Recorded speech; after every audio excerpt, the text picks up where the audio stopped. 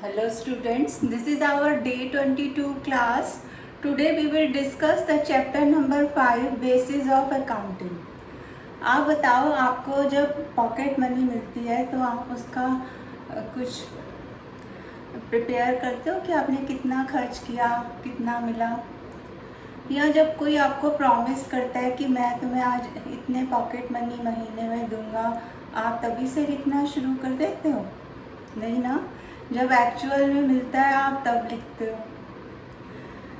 इसी तरह से बिजनेस में भी एक the way of recording income and expenditure is called basis of accounting. और बेसिस ऑफ अकाउंटिंग जो है वो दो तरह से होता है, एक कैश बेसिस और एक एक्रूअल बेसिस।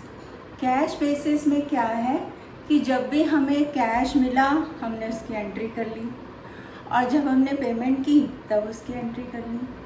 मतलब जितना कैश मिला उसको रिकॉर्ड कर लिया, जितने एक्सपेंसेस हुए हमने पेमेंट की उसको रिकॉर्ड कर लिया, और फिर दोनों को प्लस करके और माइनस करके हमने क्या निकाला, हमारा प्रॉफिट, कि हमें प्रॉफिट हुआ या लॉस हुआ। जो हमारे पास बचेगा वो प्रॉफिट मान लिया। ये ज़्यादातर स्मॉल बिजनेस ऑर्गेनाइजेशन इसको अडॉप्ट करती हैं, या नॉन प्रॉफिट ऑर्गेनाइजेशंस इसको अडॉप्ट करती हैं। इसमें इनकम एंड एक्सपेंडिचर अकाउंट ही बनाया जाता है। इसको कहते हैं cash basis of accounting. Cash basis of accounting में सबसे पहले क्या आएगा, record only cash transactions. Record only cash transactions. दूसरा क्या आएगा, used by small business organizations. Small business organizations. अगर आपको जून की सैलरी जुलाई में मिलती है तो कैश बेसिस में उसकी एंट्री जुलाई में ही होगी। एक्चुअल जब हमें कैश मिलता है हम तभी उसको रिकॉर्ड करते हैं, जब हम कैश बेसिस ऑफ अकाउंटिंग को फॉलो करते हैं। ये सिंपल वे है और अंडरस्टैंडिंग भी इसमें अंडरस्टैंडेबल है, या इसको हम इजी टू मेंटेन भी लिख सकते हैं। अंडरस्टैंडेबल मत लिखो, इजी टू मेंटेन लिखो, सिंपल वे और इजी टू मेंटेन। ये इसके तीन फीचर्स हैं। Record only cash transactions used by small business organisation और नॉन प्रॉफिट ऑर्गेनाइजेशंस कौन सी होती हैं, जैसे क्लब्स हैं और स्कूल्स हैं, और आपकी जो भी हॉस्पिटल्स हैं जो नॉन प्रॉफिट लेवल पर रन होते हैं, वो ये सब कर सकते हैं। तो सिंपल वे है, इजी टू मेंटेन है, और आपको ज़्यादा कुछ रिकॉर्ड मेंटेन नहीं करने पड़ते। बस कैश आया तो एंट्री, और कैश पेमेंट की तब एंट्री करती। तो लेकिन जो दूसरा है एक्रूअल बेसिस ऑफ अकाउंटिंग, उसमें क्या है, हम जब एक क्लास थी 5th नंबर क्लास थी जिसमें हमने एक्रूअल बेसिस ऑफ अकाउंटिंग पढ़ा था, और एक हमने एक्रूअल बेसिस पर जो हमारी आउटस्टैंडिंग प्रीपेड और एक्सपेंसेस होते हैं, या हमने पहले से जो एक्सपेंसेस नहीं अभी इनकर किए हैं, हमने पेमेंट कर दिया है, उसके लिए भी हमने पढ़ा था। उन सब की जो एंट्री जनरल एंट्री होती है वो किस बेसिस पे होती है। देखो, अगर हमने एक रेंट जून का पे नहीं किया है तो वो इस अकाउंटिंग पीरियड का ना, और हम उसको पे अगले अकाउंटिंग पीरियड में करते हैं तो हमारा आउटस्टैंडिंग एक्सपेंस माना जाएगा, लेकिन हम दिखाएंगे उसको इसी अकाउंटिंग ईयर में। अगर नहीं दिखाएंगे तो हमारी प्रॉफिट एंड लॉस की जो पिक्चर है वो गलत हो जाएगी। तो एक्रूअल बेसिस ऑफ अकाउंटिंग कहता है कि जब आपने वो इनकम अर्न कर ली है, चाहे वो कैश में मिली है या नहीं, आप उसकी एंट्री करोगे। तो एक्रूअल बेसिस ऑफ अकाउंटिंग में आता है कि अगर हमने एक्सपेंसेस इनकर कर दिए हैं लेकिन हमने उनकी पेमेंट नहीं की है, तब भी हम उनकी एंट्री उसी फाइनेंशियल ईयर, उसी अकाउंटिंग ईयर में करेंगे। तो इसका सबसे पहला जो की पॉइंट आता है वो आता है record all income and expenditure. Record all income and expenditure. ये नहीं देखना है कि हमें वो मिला है एक्चुअल में नहीं या नहीं। जैसे हमने रेंट है प्रीपेड पे कर दिया, अगस्त का भी पे कर दिया, अभी हम उसमें अगस्त में रहे नहीं है लेकिन हमने पे कर दिया, लेकिन हम उसको अपने अकाउंट्स में शो करेंगे। हमने प्रीपेड रेंट है, हम जैसे ट्रैवल इंश्योरेंस करते हैं या इंश्योरेंस की जो इंस्टॉलमेंट होती है वो हम पहले से दे देते हैं तो वो प्रीपेड इंस्टॉलमेंट कहलाती है। तो उसमें भी क्या होगा, हम उसकी एंट्री तो इसी अकाउंटिंग ईयर में करेंगे ना, वो हमारी एसेट बन जाएगा, आउटस्टैंडिंग एक्सपेंस हमारी लायबिलिटी बन जाएगा, लेकिन दिखाया तो इसी अकाउंटिंग पीरियड में जाएगा। तो एक्रूअल बेसिस ऑफ अकाउंटिंग कहता है कि इनकम या एक्सपेंडिचर हमने अर्न किया है या नहीं, इनकर किया है लेकिन हम उसकी एंट्री कर देंगे चाहे वो हमें मिला है या नहीं। अब हमारी इंटरेस्ट, एक एफडी का एग्जाम्पल मैंने दिया था जब मैंने एक्रूड इनकम बताई थी कि एफडी पर इंटरेस्ट है 31 मार्च तक हो गया हमारा, लेकिन अभी मिला नहीं है तो वो एक्रूड इंटरेस्ट है, तो वो हमारी एसेट हो जाता है, हम उसको डेबिट करेंगे, लेकिन हम उसकी एंट्री तो उसी अकाउंटिंग ईयर में दिखाएंगे ना जिस ईयर में हमने उसे अर्न किया है। तो इससे हमारी क्या है, इट शोज ट्रू पिक्चर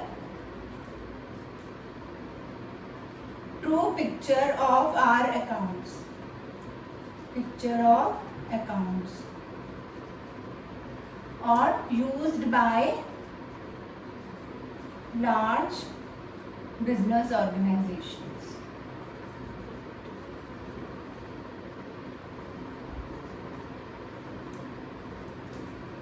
तो कैश बेसिस में हो गया कि जब हमें कैश मिला हमने उसकी ट्रांजैक्शन को ऐड कर लिया और जब हमने पेमेंट की तो माइनस कर दिया, उसके बाद जो बचेगा वो हमारा प्रॉफिट या लॉस होगा।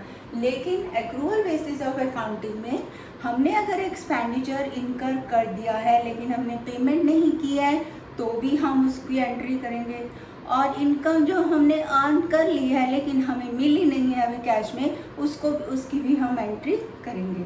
तो एक बार मैं इसके डिफरेंस से आपको समझाती हूँ जिससे आपको क्लियर हो जाएगा। देखिए,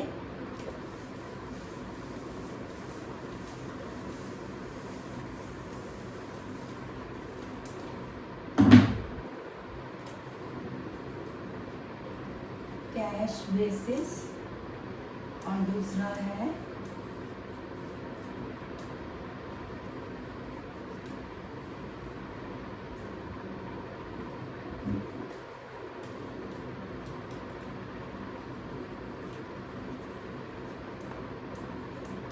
कैश बेसिस में हमने क्या किया, रिकॉर्ड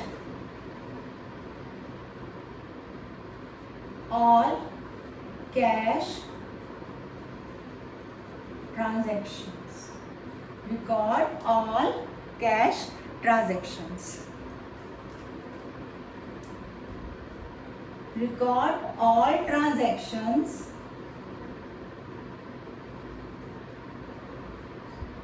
whether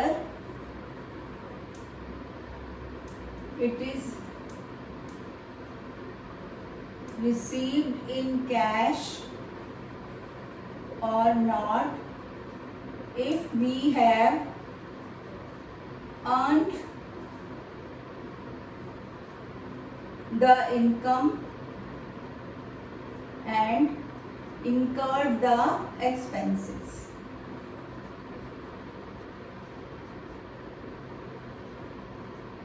हर ट्रांजैक्शन को रिकॉर्ड करना है चाहे हमें कैश में मिला है या नहीं।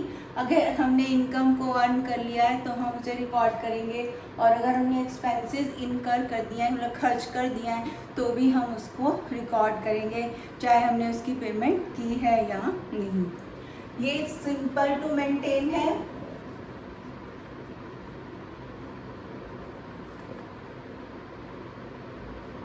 और इसमें क्या आता है आपका मोर एक्यूरेट, हमें ट्रू पिक्चर मिलती है।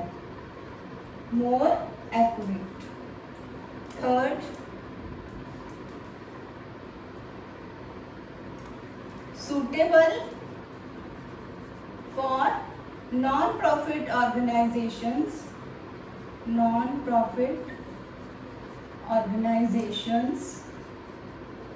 and small businessmen,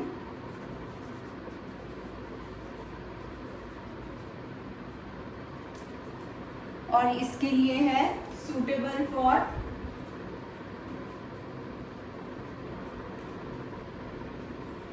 big organizations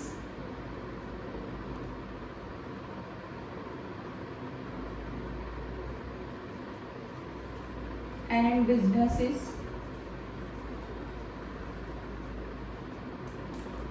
Fourth है, it does not show complete record. It does not show complete record. It gives the true picture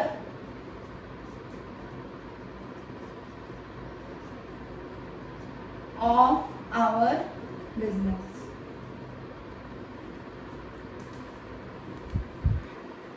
तो कैश बेसिस में क्या है, हमने सारी कैश ट्रांजैक्शंस रिकॉर्ड करी और पेमेंट्स भी रिकॉर्ड करी. Cash transactions. फिर सिंपल टू मेंटेन है, suitable for non profit organisation and small businessman. It does not show complete records, क्योंकि आउटस्टैंडिंग, प्रीपेड, एक्रूड इनकम, इन सबको तो ये देखता ही नहीं है, फॉलो नहीं करता है. लेकिन एक्रूअल बेसिस में हम हर ट्रांजैक्शन को रिकॉर्ड करते हैं, चाहे वो आउटस्टैंडिंग एक्सपेंसेस है, प्रीपेड एक्सपेंसेस है या एक्रूड इनकम है, वो सब इसमें रिकॉर्ड किए जाते हैं. ये नहीं देखा जाता कि कैश हमें मिला है या नहीं, हम उसकी एंट्री कर लेते हैं उसी अकाउंटिंग पीरियड में जब वो खर्च हुआ है या वो इनकम हमने अर्न की है. मोर एक्यूरेट पिक्चर आती है, suitable for big organisations and business. It gives the true picture of our business. इससे क्या है कि इन्वेस्टर्स को आसानी होती है हमारे अकाउंट्स को कंपेयर करने में और हमारे बिजनेस में इन्वेस्ट करने में. आपको मेरा समझ आ गया होगा. देखो एक ट्रांजैक्शन बताती हूँ मैं आपको.